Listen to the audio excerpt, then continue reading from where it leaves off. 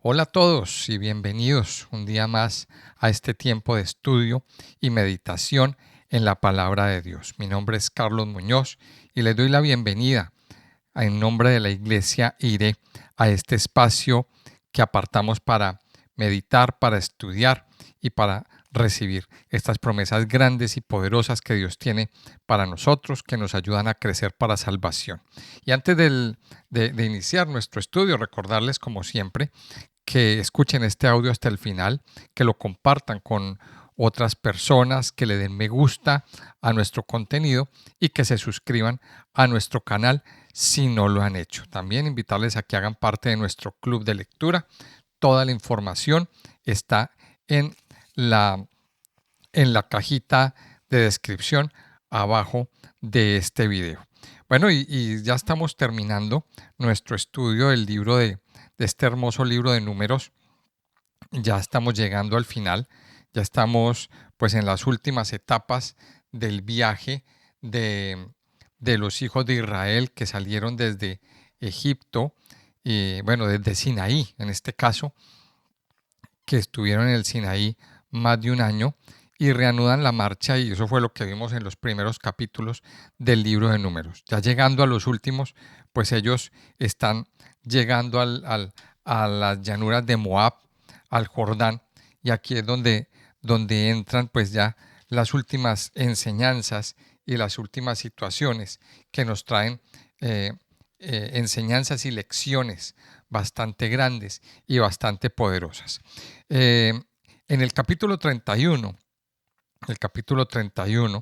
pues nos habla de la venganza de Israel contra Madián. Hay una guerra que se desató en contra del pueblo de Madián. ¿Por qué? Porque el pueblo de Madián lo que ellos hicieron fue que enviaron mujeres para propiciar la caída del pueblo de Israel, y así Dios mismo pues desataba su ira y destruía al pueblo, y en efecto así pasó. Recordemos que todo esto fue por consejo de Balaán. En capítulos anteriores pues hemos visto y hemos estudiado cómo un rey llamado Balac contrata los servicios de un hechicero, de un profeta, de un adivino llamado Balaam, para que venga y le maldiga a Israel. Balaam no puede maldecir a Israel. Ya lo vimos en esos capítulos anteriores, como 3 veces Balaam lo intentó y no pudo. Entonces, en vista de que no pudo, pues le da un consejo al rey y le dice: vea, rey, como a este pueblo no se puede maldecir, pues yo conozco una forma de que al pueblo le vaya mal, y es que ellos infrinjan las normas y que ellos se contaminen. Entonces así lo hicieron. Prepararon mujeres, eh, prostitutas religiosas del templo, y las enviaron a, a los campos de Moab donde estaba el pueblo de Israel, y en efecto el pueblo de Israel allí cayó.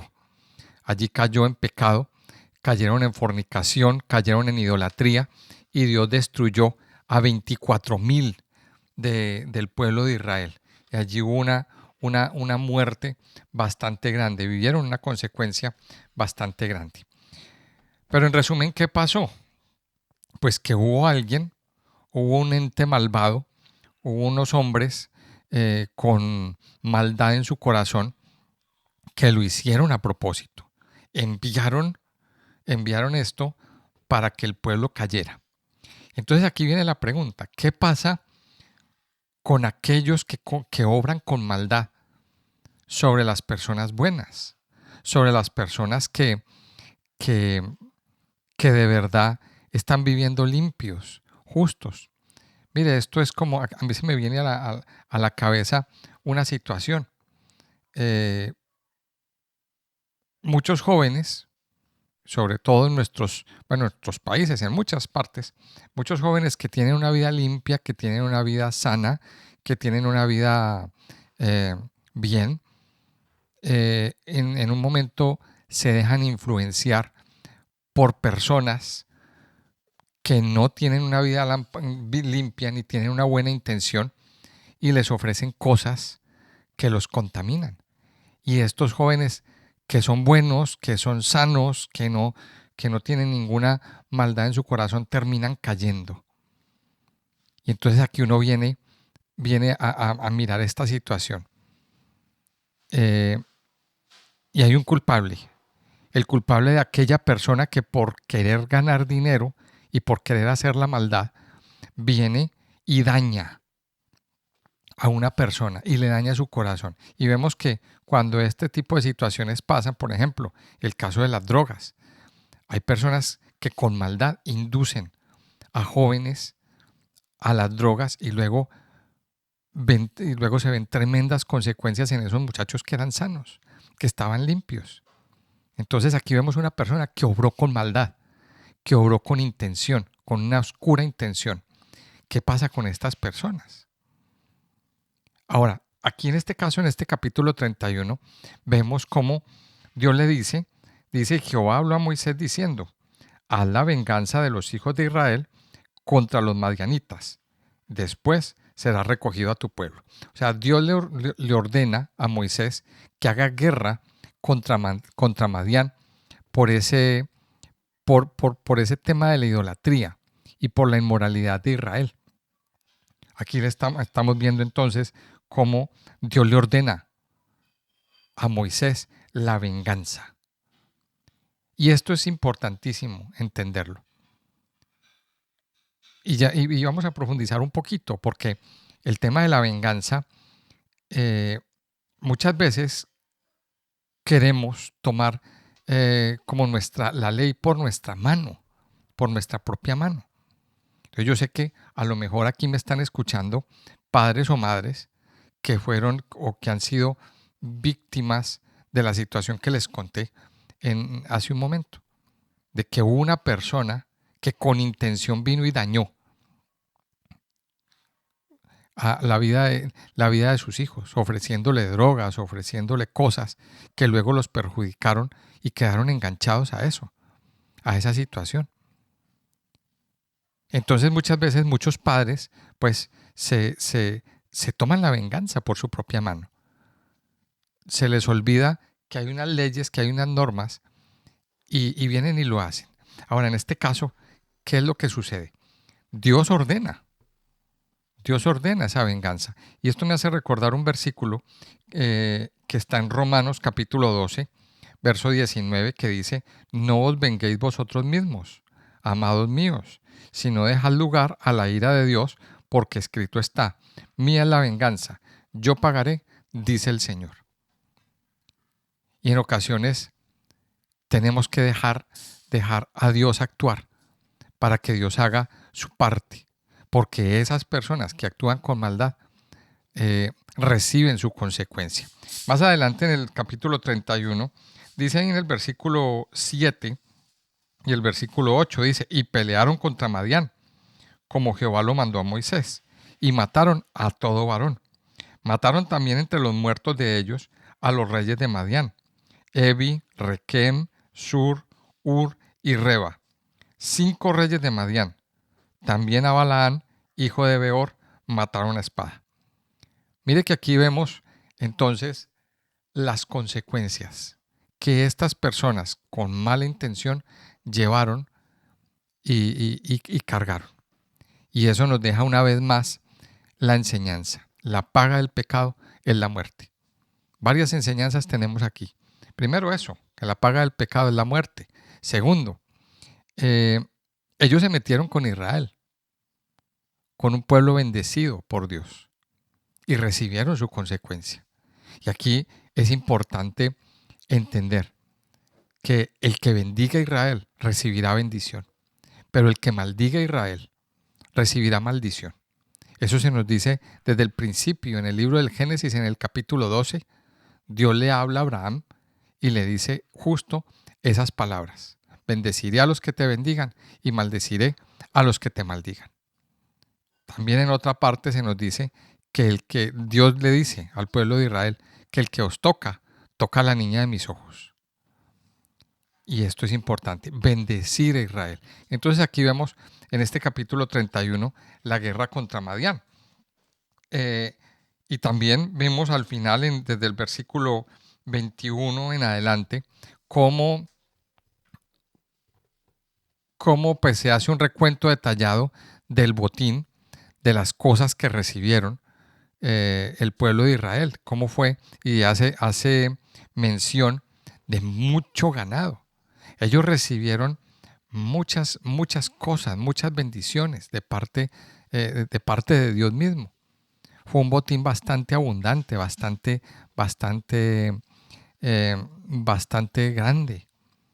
Y miremos aquí también otro aspecto, cómo Dios les trajo bendición. Después de esa consecuencia, después de ese ataque que tuvieron, porque eso fue un ataque espiritual que vivió el pueblo de Israel, ahora reciben un botín y reciben una bendición grandísima.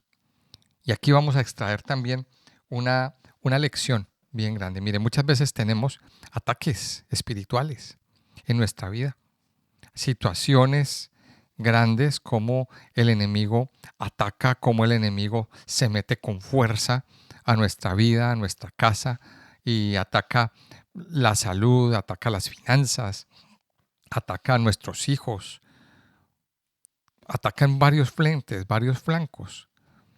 Pero cuando permanecemos en el Señor, cuando en nuestra vida somos fieles y aguantamos estos ataques, Dios traerá bendición. Hay un dicho popular que dice que después de la tormenta viene la calma, pero también después de los ataques viene la bendición. Y esto es lo que vemos aquí al final del capítulo 31, cómo Dios trajo una bendición abundante y haciendo cuentas de todo lo que llegaron, los que les llegó, dice que eran más de 600,000 cabezas de ganado. ¿Qué hacendado o qué ganadero tiene esa cantidad o esa cifra de ganado? Eso es una cosa muy grande. Es una riqueza grandísima, muy especial. El capítulo 32 nos habla también, nos habla de que las tribus o unas tribus que se establecieron al oriente del Jordán, el asentamiento al este del Jordán, la tribu de Rubén y la tribu de Gad y la media tribu de Manasés, pues ellos piden tierras para sus rebaños al este del Jordán. Y aquí vemos algo bien especial. Ellos llegaron aquí a la orilla del Jordán, vieron los campos, vieron las riquezas que tenían, vieron las ciudades conquistadas, vieron todo eso y ellos le dicen a Moisés, Moisés, nosotros no queremos entrar a la tierra prometida, no queremos pasar el Jordán, queremos quedarnos aquí a la orilla, de este lado, porque ya tenemos aquí nuestras riquezas, tenemos nuestras casas, tenemos nuestras haciendas, nuestras cabezas de ganado, aquí podemos desarrollar nuestros cultivos, tenemos ya todo lo que necesitamos. Y entonces aquí Moisés se enfada con ellos y les dice, ¿cómo que ustedes no van a ir a conquistar la tierra y van a dejar solos a sus hermanos conquistando la tierra? Y aquí de este capítulo 32 recibimos también una lección importante. Muchas veces nos conformamos con menos de lo que Dios tiene para nosotros. Dios tenía grandes cosas para el pueblo de Israel. Dios tenía grandes cosas para sus hijos. Pero ellos aquí recibieron sus riquezas, recibieron su fortuna, recibieron su dinero, su abundancia, y se quedaron aferrados a eso. Y dijeron, ya tenemos esto, no vamos a pasar el Jordán, no vamos a ir más allá. Y es importante entenderlo. Muchas veces perdemos la visión por tener en nuestras manos esas cosas materiales. Cambiamos la visión y la abundancia de Dios por las bendiciones que Dios nos ha dado. Ellos recibieron una bendición. Si miramos bien ahí en el capítulo 31, vemos que ellos recibieron un número grandísimo de cabezas de ganado. O sea, ellos se volvieron inmensamente ricos. Tenían tierras para cultivar, Tenían ciudades que no las, que no las construyeron ellos. Tenían casas que no las construyeron ellos. Tenían todo. Dios les dio abundancia. Pero sin embargo, despreciaron el recibir la bendición de Dios, el ir más allá, la promesa del Señor. La lección de este capítulo 32. No te conformes con menos de lo que Dios tiene para ti. Dios tiene para nosotros cosas grandes, abundantes, sobrenaturales. La gracia de parte de Dios, las cosas grandes y poderosas, Dios las tiene para nuestras vidas. Pero nuestro error muchas veces es conformarnos con menos. Con menos. No se conforme con menos. No se conforme con menos. El capítulo 33 nos está hablando también de otra cosa. Nos da un resumen de los viajes, de las jornadas que realizó el pueblo de Israel durante todo ese viaje que tuvieron a través del desierto. Entonces, pues da un resumen que yo les invito a que lo lean detenidamente y a que miren cada ciudad, investiguen cada ciudad. Esto es un trabajo un poquito tedioso. Hay un libro por ahí que es muy interesante que se llama El Libro de las Jornadas. Si usted lo puede mirar online, esto aparece online a través del Google, puede consultarlo y ahí puede hacerse una idea de lo que significa cada jornada. Los 42 viajes. Aquí en este capítulo 33 se enumeran todas las estaciones del viaje de Israel desde su salida de Egipto hasta las llanuras de Moab. Entonces aquí se da un repaso de los milagros y se hace un llamado a recordar la historia. Mire, aquí vemos, a través de este capítulo 33, podemos ver la historia de nuestra vida. Ese capítulo nos lleva a nosotros a entender que esa es la historia de nuestra vida. Nuestra vida es un viaje. Usted y yo estamos atravesando un viaje por el desierto. Y ese viaje pues tiene muchas etapas. Vivimos etapas. Y entonces vemos cómo en ese viaje tenemos desiertos, tenemos crisis. En ese viaje hubo tiempos de sequía, tiempos donde no había agua, pero también Dios los llevó a lugares de aguas, a lugares de reposo, a un lugar llamado Elim, por ejemplo, donde habían 12 fuentes de aguas y habían palmeras y hubo reposo. Dios los llevó al Sinaí, donde recibieron, conocieron, escucharon la voz de Dios, se capacitaron, estuvieron ahí durante un año, más de un año, recibiendo, escuchando, adecuándose a los mandamientos. Dios los lleva. Y en cada etapa, Dios los iba guiando al pueblo de Israel. Llegaron a un punto que se llamó Cades Barnea. Y en Cades Barnea sucedió algo tremendamente grande. A partir de ahí, ellos empezaron a dar vueltas por el desierto durante 40 años. Y eso también nos lleva a mirar una etapa. Cuando no entendemos la visión, cuando nos rebelamos en contra de los propósitos de Dios, cuando empezamos a dudar, cuando empieza en nosotros la incredulidad, la crítica, la falta de fe y todo eso, empezamos a dar vueltas y vueltas y vueltas y vueltas. Empezamos en ese vaivén hasta que llega un momento en que Dios nos saca de esas vueltas, hasta que Dios nos saca de esas vueltas y seguimos el viaje. Pero ahí el pueblo de Israel se echó 30 y tantos años dando vueltas, dándole vueltas a lo mismo, y daban vueltas alrededor del monte de Seir y volvían a Cades Barnea siempre, y ahí no avanzaban. Se frena el avance. Pero luego de Cades Barnea empezaron otras jornadas para llegar. ¿Qué vemos entonces en estos 42 viajes? El viaje de nuestra vida, con las diferentes etapas. Sequías, desiertos, abundancia, milagros. Dios los llevaba del desierto al monte, y luego al desierto, y luego al monte. Sin embargo, a lo largo de este viaje, no faltó la presencia de Dios.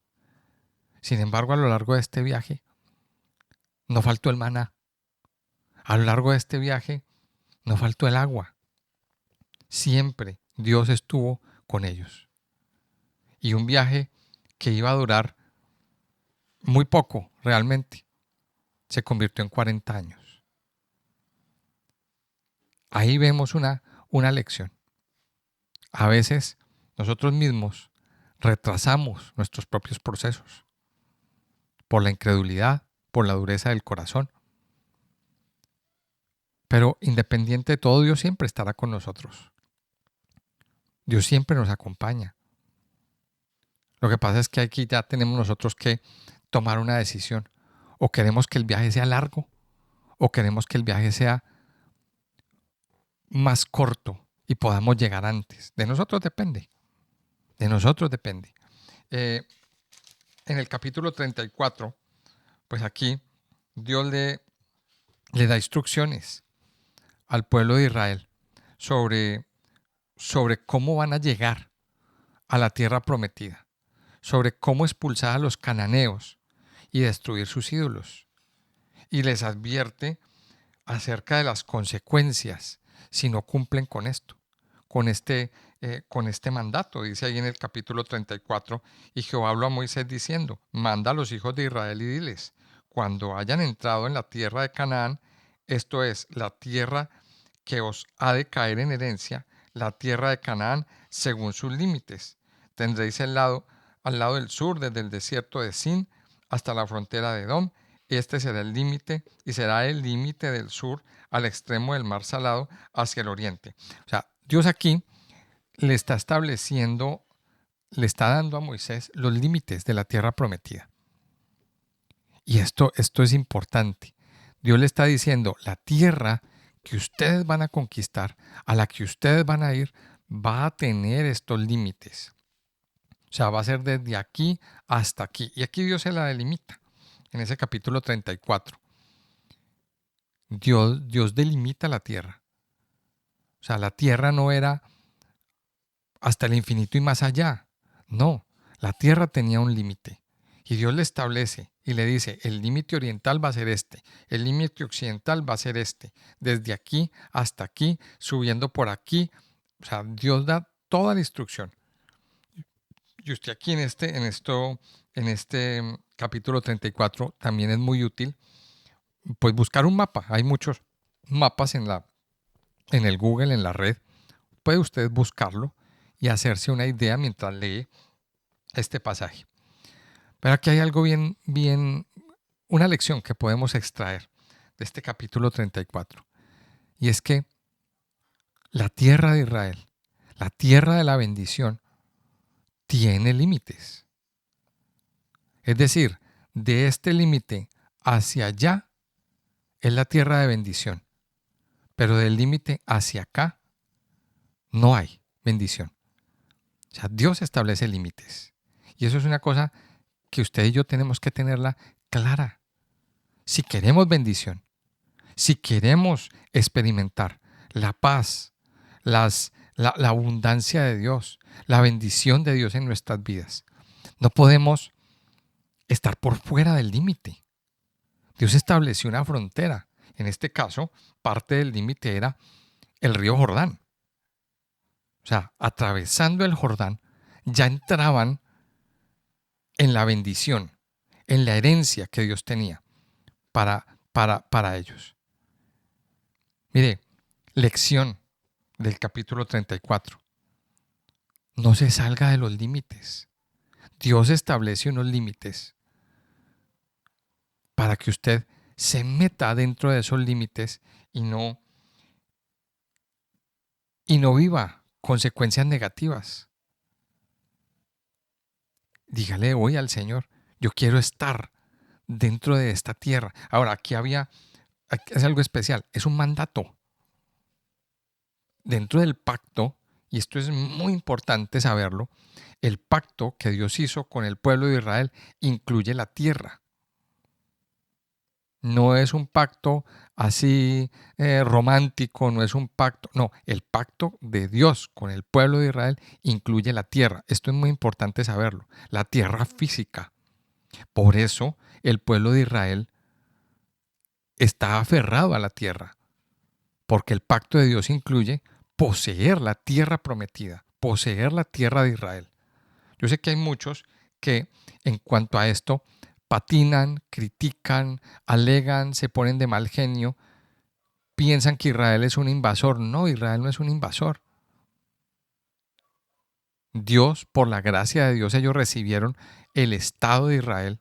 Ellos son dueños de la tierra y en la tierra viven el pacto.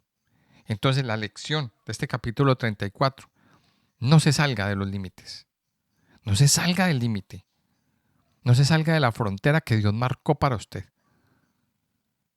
Dios tiene un límite. Y aquí es donde le vamos a decir al Señor, Señor, yo quiero estar dentro de la promesa. Yo no quiero estar por fuera. El que se sale del límite no recibe bendición.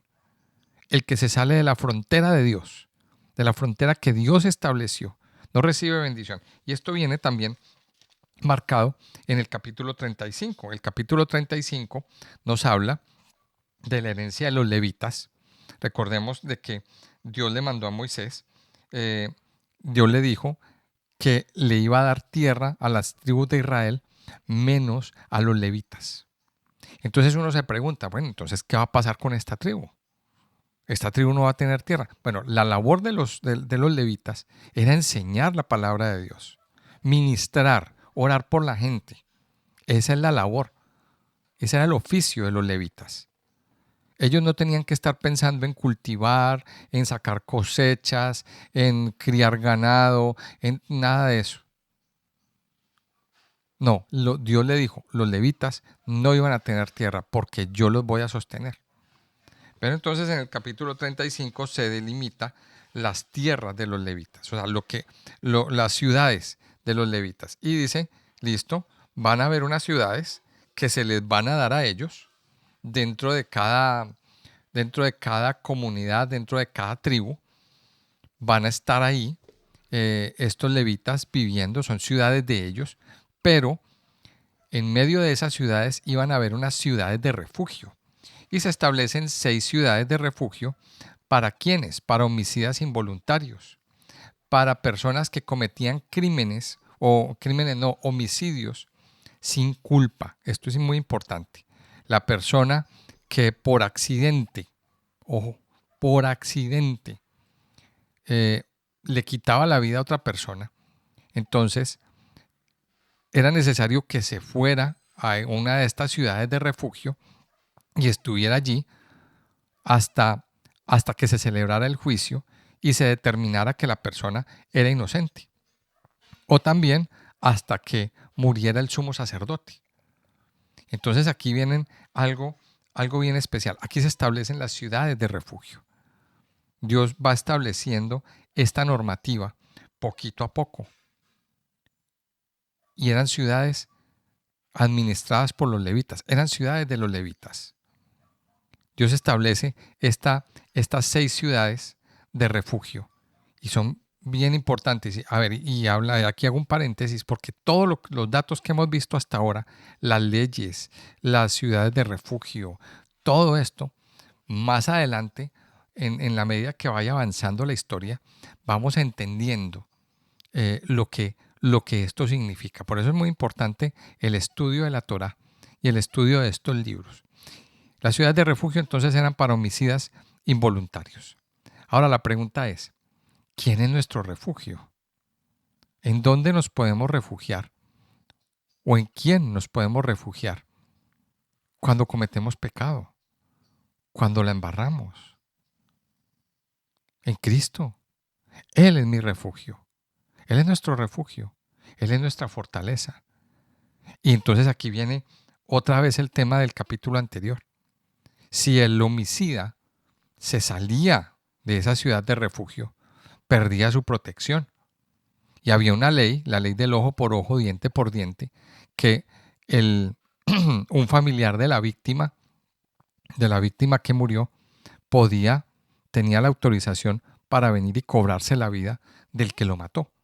Pero mientras estuviera dentro de la ciudad de refugio, no le podía hacer nada. Mira esto qué importante. Entonces, ¿qué tenía que hacer el asesino o el homicida? Permanecer dentro de la ciudad de refugio. No podía salir de ahí. Bueno, y en el capítulo 36, ya llegando al final de este libro de Números, que estamos haciendo aquí hoy un resumen rápido de estos últimos capítulos, nos habla de la herencia de las tierras. Aquí hay una discusión sobre las leyes de la herencia, se discuten las leyes de la herencia, especialmente para las hijas de Zelofejad, este hombre que no tuvo hijos varones, sino que tuvo hijas, y estas hijas vinieron a reclamar su herencia, y entonces Dios determina que cuando no hay hijos varones y son solamente hijas, pues entonces la herencia es para ellas. Pero entonces los hombres de la comunidad, de ellas, vienen y dicen, bueno, Moisés, pero ¿y si estas hijas se casan con personas de otra tribu en el año cuando llegue el año del jubileo, pues esas tierras se van a perder y van a dejar de ser de la comunidad para pasar a ser de otras tribus? Entonces, pues Dios ahí determina una ley que las hijas de Zelofejad o las hijas herederas deben casarse con hombres de su propia comunidad, de su propia tribu, para que la tierra no se pierda. Entonces aquí viene las leyes de la herencia, y así se asegura que la tierra no salga de ese clan familiar. Entonces, ¿cuál es el mensaje de todo esto? Mire, el mensaje de todo esto que de todos estos capítulos, aquí hay varios. Primero, aprender a mirar atrás para avanzar. Mire, aprender a recordar los viajes del desierto. Recordar los viajes del desierto es crucial para entender el presente y avanzar hacia la tierra prometida con un propósito. Siempre tenemos que mirar hacia atrás, mirar nuestro pasado y no repetir historias, aprender de los errores. En la vida hemos cometido errores, en la vida hemos cometido fallos, pero si no miramos hacia atrás, si no consideramos nuestra historia, pues entonces estaremos condenados a repetir y repetir y repetir. Tenemos que mirar hacia adelante. Tenemos que mirar hacia adelante. Y otro mensaje también tiene que ver con la responsabilidad y el carácter. Mire, todo esto que hemos leído nos subrayan, nos muestra la importancia de la responsabilidad personal. Cómo debe ser nuestro carácter en la tierra prometida. Recordemos, y esto ya lo vamos a ver en el libro de Deuteronomio, el libro de Deuteronomio es una preparación para la conquista, para tomar la promesa que Dios le dio al pueblo de Israel. O sea, en otras palabras, preparar el corazón para la bendición. Todo esto que hemos leído en el libro de Números es importante. ¿Qué aprendemos de este libro de Números? Esto es importante saberlo ya para cerrar nuestro mensaje en este día. Mire, cuando obedecemos, cuando no somos rebeldes delante de Dios, Dios nos dará la bendición. Y lo vimos marcado en este libro. Cómo un pueblo que se rebeló, criticó, no creyó, vociferó, habló mal de Moisés, hablaron mal de los líderes. Ese pueblo se quedó en el camino. Ese pueblo no entró en la tierra prometida. No entendieron cuál era el propósito y cuál era la visión de Dios. ¿Qué era lo que Dios quería? No entendieron. Y como no entendieron, Dios les dijo, ahora se van a quedar en el desierto. Y son sus hijos los que van a entrar en la tierra prometida. Una nueva generación se prepara para entrar en la tierra prometida. Y este libro de Números nos lleva a meditar en eso. ¿Qué tan dispuesto está nuestro corazón a mirar hacia adelante y no mirar las circunstancias?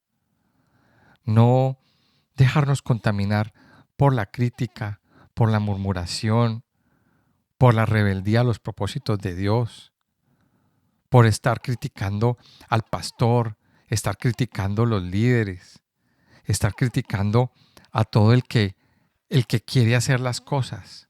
Recordémoslo siempre. Eso es un mensaje que nos da el libro de Números. Miremos hacia adelante. Recordemos estas historias. Pongámoslas ahí y pensemos. Es una lección grande que usted y yo debemos recibir. Y queda listo el ambiente para el último discurso, los últimos discursos de Moisés, al lado del Jordán, ya listos para entrar a la tierra prometida. Y eso es lo que nos va a hablar el libro de Deuteronomio. Una preparación para entrar. Prepárate para entrar a la tierra. Prepárate para conquistar la tierra. Eso es, básicamente. Entonces yo les invito a que oremos. Hemos tenido un viaje a través de este libro de Números muy especial. Y la Biblia, como siempre, sigue enseñándonos. Sigue aportándonos cosas grandes y poderosas. Padre Santo, te damos gracias en este día, Señor, y te agradecemos por tu palabra, por tu bondad y tu fidelidad, Señor, en nuestras vidas y en nuestros corazones. Te pedimos, mi Señor, que te quedes con nosotros y que nos ayudes diariamente a meditar en tu palabra, que es viva, que es eficaz y que cada día nos fortalece, Señor. Te damos gracias en el nombre de Jesús. Amén y amén.